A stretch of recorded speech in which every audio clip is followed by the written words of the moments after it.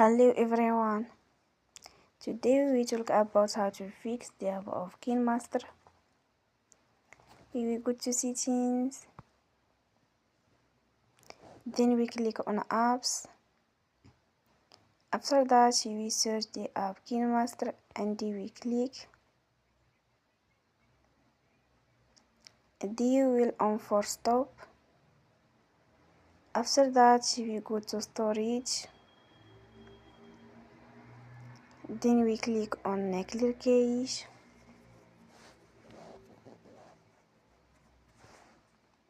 You will go to Play Store and you will update your app.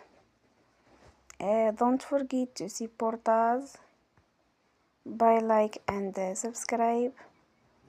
See you next time and thank you for watching.